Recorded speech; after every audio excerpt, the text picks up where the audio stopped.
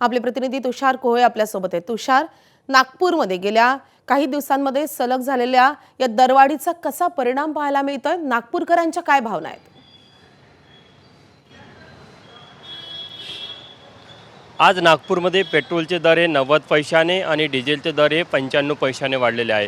मागच्या 10 दिवसातली ही तिसरी दरवाढ आहे आणि तिन्ही दरवाढ मिळून जर का एकूण पेट्रोलचे दर बघितले तर जवळपास 5 रुपयाने आणि डिझेल पण जवळपास 5 रुपयाने वाढलेला आहे।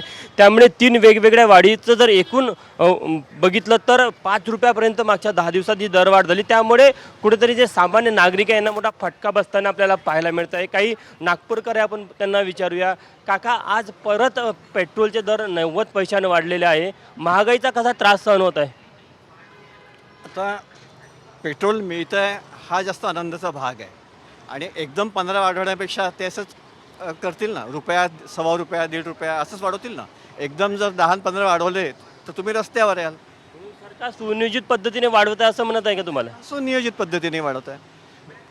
आता तुम्ही लक्ष साबणाचं उदाहरण घ्या, तुम्ही तुमच्या लहानपणापासून पाहिलं असेल तर ते दरवेळेस 20-30 पैसे वाढवतात आणि तुम्ही 2 वर्षांनी पाहाल तर त्याची किंमत 3 रुपयांनी वाढली असते। याची तर आपल्याला आपल्या लहानपणापासून सवय आहे, तर नवीन काय? पण मागच्या 10 दिवसात ही 5 रुपयापर्यंतची वाढ झाली आहे। हां, आता जर कंपनीने 15ची जर डिमांड केली आहे तर ₹5 खूप जास्त नाही आहे। कंपनीने लॉसच्या जे रिकव्हरीसाठी ₹15 लिटर वाढवायला सांगितलं, त्या बॅकग्राऊंडवर आतापर्यंत फक्त ₹5 झाली आहे। पुढे पण टप्प्याटप्प्यात ही दरवाढ अशीच होईल असं वाटतं तुम्हाला? नाही, त्याला इलाज नाही ना। आणखी काही नागपूरकर आपण त्यांना विचारूया। दादा, आज परत पेट्रोलचे दर वाढलेले आहे, कसा फटका बसतो? बरोबर नाही आहे हे. तुम्ही काय करता? काही नाही, मोलमजुरी करतो. जर असे 5 रुपयापर्यंत वाढले तर मागच्या 10 दिवसात कसा तुमचा आर्थिक ताण वाढलेला आहे?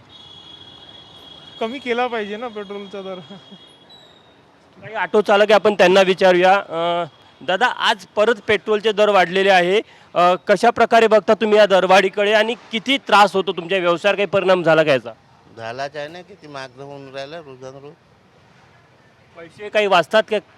काहीच नाही वाचून राहिलं. तर आपण बघू शकतो की नागपूरकर देखील कशा प्रकारे या संपूर्ण दरवाढीला घेऊन नाराज आहे आणि त्यांचं नक्कीच. असं म्हणणं आहे की कंपन्यांनी 15 रुपयापर्यंत दरवाढ ची मागणी केली होती, त्यामुळे टप्प्याटप्प्यामध्ये ही दरवाढ केली जात आहे आणि पुढील काळामध्ये ही जवळपास जशी आता मागच्या 10 दिवसात 5 रुपयापर्यंत गेली, पुढील काळात ही अशीच टप्प्याटप्प्याने वाढून 15 रुपयापर्यंत जाईल असा देखील भीती नागपूरकरांना वाटत आहे। नक्कीच पुणे असो, छत्रपती संभाजीनगर असो की नागपूर असो, सगळीकडेच आता वाहन चालकांना ही चिंता सतावते की ही दरवाढ कधी थांबणार आहे किंवा अजून किती दरवाढ होणार आहे। या संदर्भातले अपडेट दिल्याबद्दल मिकी, कृष्णा आणि तुषार खूप धन्यवाद।